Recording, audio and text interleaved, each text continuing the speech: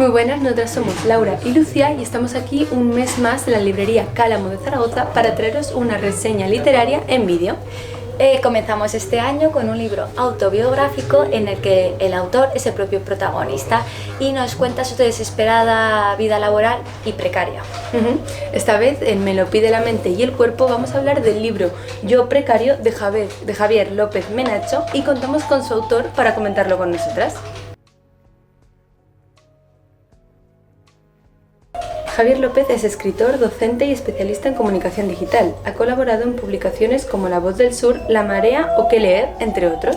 También ha publicado los ensayos como La farsa de las startups, Yo charnego, además de la novela El profeta de 2019 o el libro de relatos Hijos del Sur de 2016. El autor además también ha hecho un máster en creación literaria en la Universidad Pompeu Fabra y es profesor colaborador en la Universidad de Barcelona. Así es, también imparte el máster en reputación e intangibles empresariales en la era digital de la Universidad de Madrid y sus obras tienen recorrido nacional pero también internacional, ya que algunas han sido traducidas al griego y al alemán. Yo precario es un libro que escribió el autor hace ya 10 años, que se publicó y al cual ha hecho una actualización añadiendo 2 nuevos capítulos y volviendo a publicarlo. Eso nos da que pensar, porque podemos decir que el trabajo precario sigue estando a la orden del día.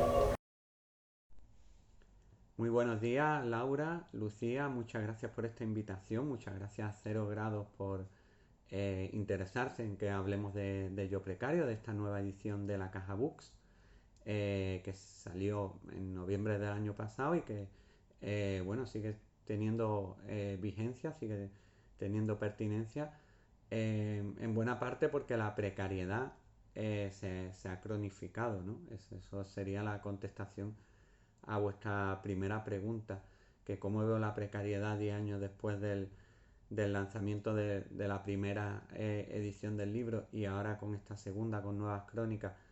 Pues yo diría que la precariedad ha buscado nuevas y sofisticadas maneras de seguir sedimentándose en nuestra sociedad. Creo que la precariedad está afectando hoy en día a algunos sectores que nosotros no imaginábamos que iba a poder afectar como lo está haciendo. Y en esto me refiero, por ejemplo, a la sanidad o, por ejemplo, al ámbito de la docencia universitaria, que son espacios que se han precarizado muchísimo. Y luego creo que tiene un gran impacto también la precariedad resultante de las nuevas tecnologías. Por ejemplo, los riders o por ejemplo todas esas aplicaciones en las que trabajamos como colaboradores o colaboradoras y en realidad pues te falta tu contrato y lo que hace es ganar menos y digamos una nueva fórmula de subordinación y de precarización de la clase trabajadora.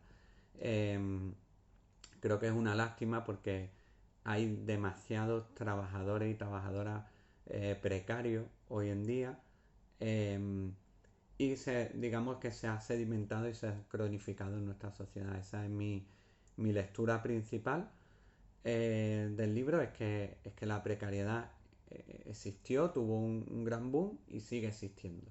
Y eso es de alguna manera es una desgracia a nivel social.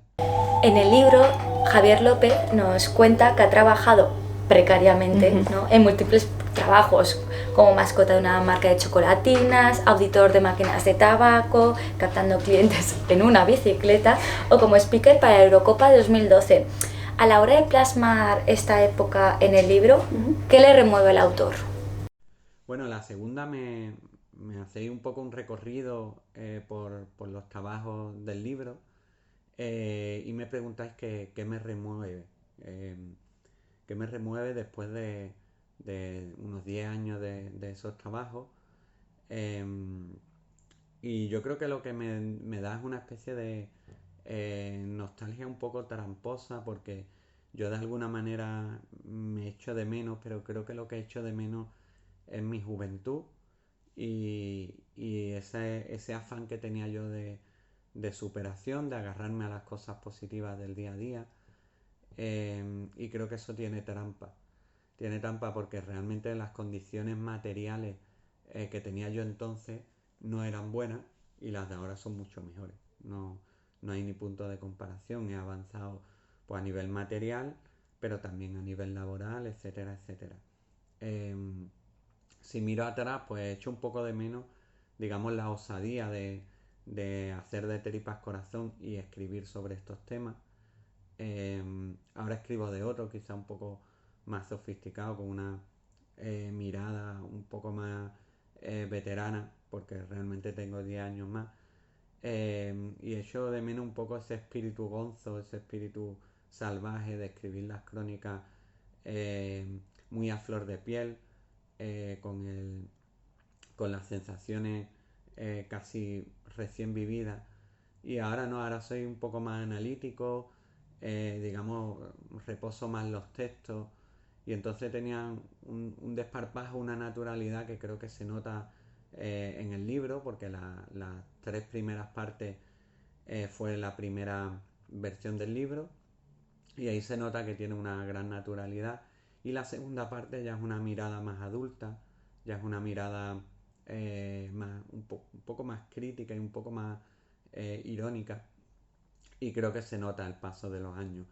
Pero también era una buena manera, creo yo, de poner en un espejo al que fui y al que soy, frente a frente, y ver esas miradas, y tener esas dos miradas, de cómo cuando llevan los años, cómo cuando pasan los años, la precariedad de alguna manera te cambia, te afecta y te transforma. Y creo que eso era interesante plasmarlo en esta nueva versión del libro. Y lo que espera al final de cada uno de estos contratos es el paro. Os voy a leer unas líneas de la segunda parte de este libro que dice: el mejor de los respiros, la salvación temporal. Dices que no tienes trabajo, pero que al menos tienes paro. Y muchos te contestan: ¡qué suerte! Y lo dicen absolutamente en serio. Mal de muchos y consuelo de pocos, podemos decir, ¿no? Sí, en relación a esto, sí, es un consuelo de tontos. Yo creo que eh, el mal de muchos no nos salva para nada. Que exista más precariedad no te hace sentir mejor. Que le afecte a más gente no te hace sentir mejor. Simplemente puedes encontrar mayores grados de empatía y lazos de solidaridad con las personas que les afecta la precariedad. Pero no hay ni el paro es un refugio, pero yo quería expresarlo así porque me parecía que finalmente termina siendo una realidad y esa realidad es muy dura y hay que enfrentarse a ella, pero realmente no debe ser un refugio social el paro, ni muchísimo menos un Ítaca, como digo en el libro. Pero lo cierto es que lo es y lo ha sido para mucha gente, lo ha sido y lo es para mucha gente, y por tanto lo que hay que luchar es por, primero, que las condiciones de trabajo sean duraderas, que el trabajo sea duradero, que las condiciones de trabajo sean justas, eh, y que la protección social siempre exista para aquellos que no tienen la posibilidad de trabajar, ¿no? Yo creo que no, que hay que luchar por una mejoría general de las condiciones de trabajo, por una mejoría general de las condiciones cuando te encuentras en búsqueda activa de empleo, eh, y ya está, pero no desde luego se tiene que convertir como pasa en el libro y como le pasa a mucha gente, el paro en una especie de refugio temporal donde te encuentras mucho mejor cobijado que en el propio trabajo, ¿no? Que cuando estás desarrollando un trabajo. Creo que eso es un drama y que hay que luchar por revertir esa situación social. Porque luego si llega un trabajo hay que cogerlo, ¿no? Es que aunque vaya en contra de tus valores, como comenta el autor en el libro, con el caso de la empresa de telefonía móvil en este caso, y llega hasta decir: soy el traidor, de espaldas al establecimiento, pero también a espaldas de mí mismo. ¿Es que todo vale para tener trabajo? Desde luego no todo vale para encontrar trabajo. Eh, yo estoy bastante en contra de eso. De hecho, creo que hay que ser exigente en el trabajo. Lo que pasa es que las condiciones de precariedad te llevan a una posición en la que a la hora tú de exigir unas buenas condiciones de empleo, estás en inferioridad. ¿vale? Es decir, no tienes una posición de fuerza ni para negociar un buen empleo, ni para nada parecido. Entonces, cuanto más debilitada está la clase trabajadora, más difíciles se hacen sus reivindicaciones, el conseguir sus reivindicaciones, porque no está en una posición de fuerza. Por eso es necesario que haya un movimiento estructurado que vele por paliar, digamos, las deficiencias en el mundo laboral y que, digamos, se hagan de altavoz para que aquellos anhelos, aquellas reivindicaciones que tiene la clase precaria, pues se puedan solventar con medidas concretas y a través de leyes. Yo en el ensayo, o sea, en el conjunto de crónicas, en este libro, lo que vengo a decir también es que falta en la sociedad una estructuración en torno al trabajo precario para paliar sus deficiencias y para, digamos, solventar sus denuncias y darle respuesta a sus denuncias. Yo creo que el precariado se encuentra en una posición en la que muy inestable, en la que va y viene de un sitio a otro, y por tanto no encuentra dónde agarrarse y no encuentra una manera de ser un colectivo. Hay muchas personas individualizadas de sectores muy diferentes en condiciones de precariedad, y estas personas no encuentran, digamos, un asidero, no encuentran un grupo eh, que le permita ser más fuerte a la hora de mejorar sus condiciones laborales. Creo que el hecho de que los sindicatos sean débiles y estén sectorizados hoy en día en nuestra sociedad está haciendo que la clase precaria tenga más dificultades para, para ver respuesta a sus denuncias. Y a raíz de esto voy a leer otro cachito que el autor escribió mientras él trabajaba como speaker en la Eurocopa del 2012.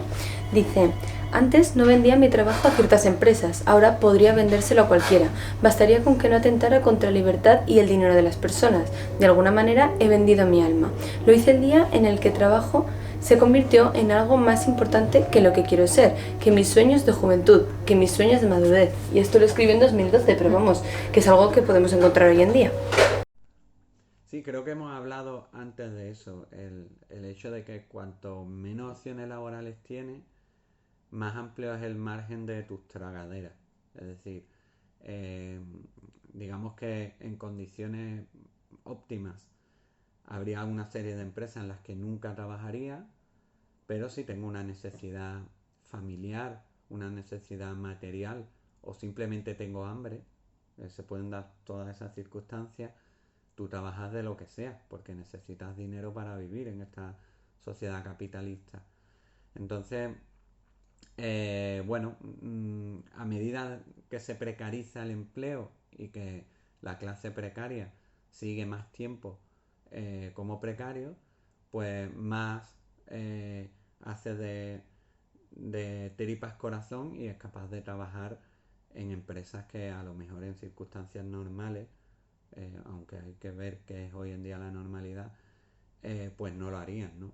Eh, yo ahora mismo que tengo, digamos, mejores condiciones laborales y mejores condiciones materiales, hay directamente trabajos que rechazo, ¿vale? Antes, en las condiciones de precariedad, teniendo que pagar un alquiler, pues no lo hacía, cogía cualquier cosa, casi cualquier cosa. Y eso está pasando hoy en día, claro que sí. La gente no puede elegir, y cuando tú no puedes elegir porque tienes necesidades primarias, pues coges cualquier trabajo.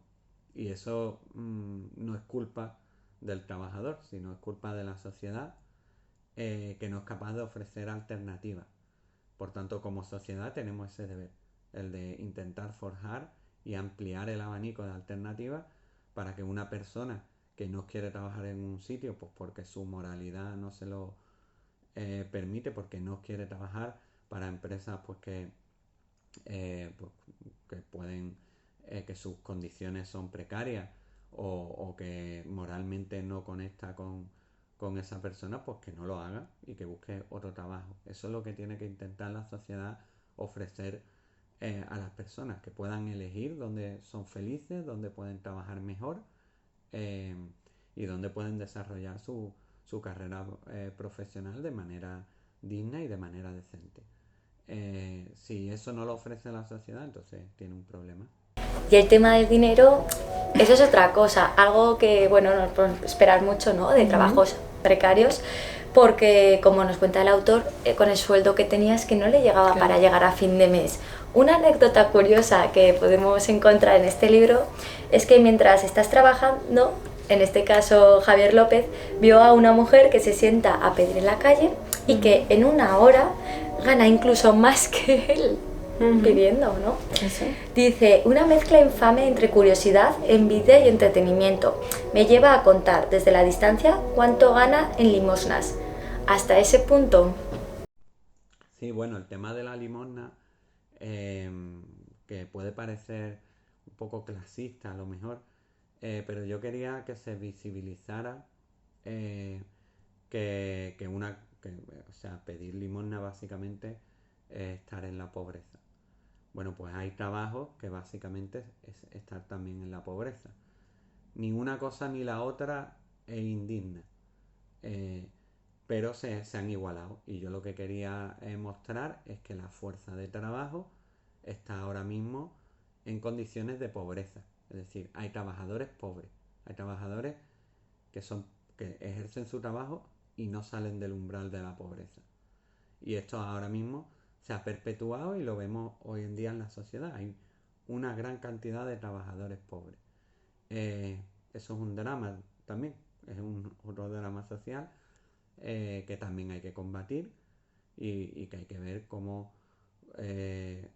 se puede influir en el mercado laboral para que no existan trabajadores bajo el umbral de la pobreza. Eso es absolutamente indigno de una sociedad y se tiene que combatir con medidas estructurales que permitan que todos los trabajadores tengan un sueldo digno para seguir viviendo.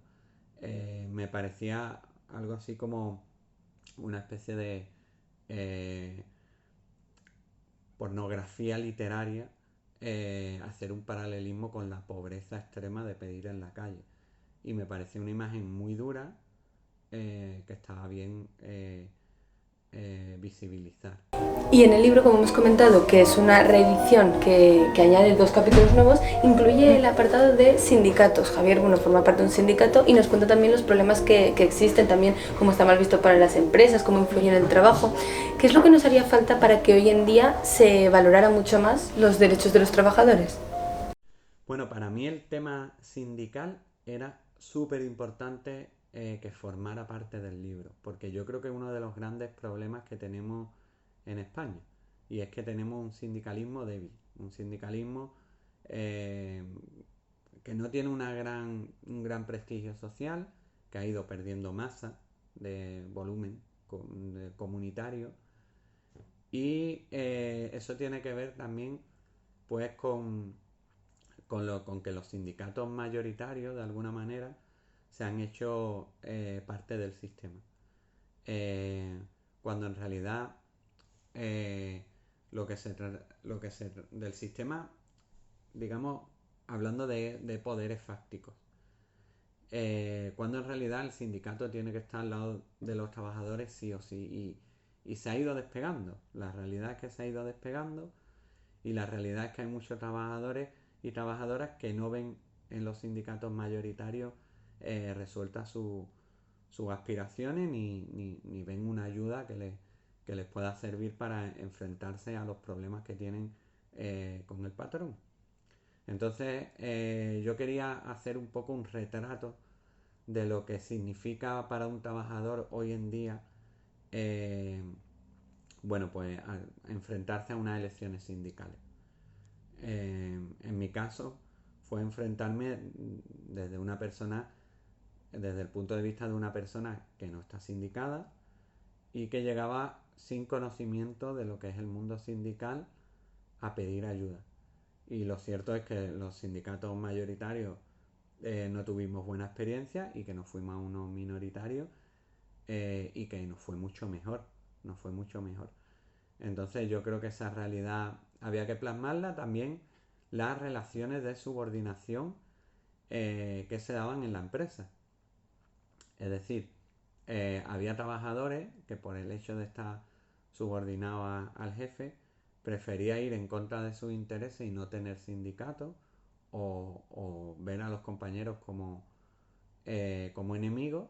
En mi caso pues tenía ciertos enemigos en la empresa que eran mis propios compañeros, se llevaban mal conmigo por el simple hecho de querer tener una sección sindical en el trabajo. Y yo quería plasmar esas relaciones de subordinación que hace que un compañero te vea como un enemigo a ti y vea como un amigo al patrón, ¿no?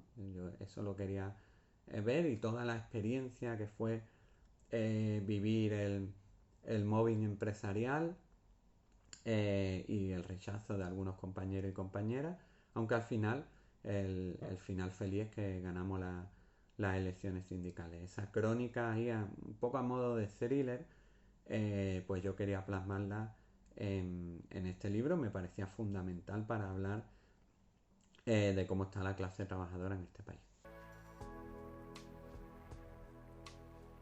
En este apartado os comentamos algunas de nuestras reflexiones, de las que ya hemos hablado a lo largo de todo este vídeo, pero hoy no queremos deciros nada al respecto, ya que contamos con el propio escritor. Claro. Así que queremos que Javier López pues, nos cuente por qué recomendaría él Yo Precario. Y bueno, eso ha sido todo. Muchas gracias por las preguntas. En general, pues yo saco varias conclusiones, 3 conclusiones principales. La primera es que se ha cronificado y se ha sedimentado la precariedad en nuestra sociedad, y eso es una mala noticia. La segunda es que ha adquirido nuevas fórmulas de perpetuidad para perpetuarse y nuevas fórmulas de hegemonía con la ayuda de la tecnología y de la deslocalización de las empresas. Y la tercera es que falta asociacionismo en torno al precariado. Falta darle respuestas concretas, tangibles a sus reivindicaciones, y falta movimiento sindical que le secunde.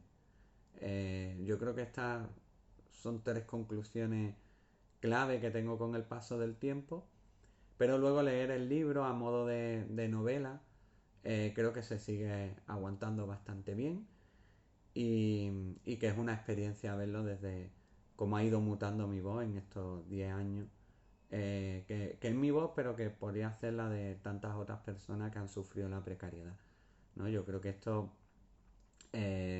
estas serían las conclusiones básicas. Yo espero que gracias a vuestro trabajo pues el libro pueda llegar a más personas, para que se debata también mucho sobre la precariedad, para que entre todos y todas como sociedad vayamos extirpando esta lacra que tenemos desde hace ya demasiado tiempo. Bueno, estas son mis conclusiones. Muchas gracias Laura, muchas gracias Lucía, y mucha suerte a 0 grados. Un abrazo.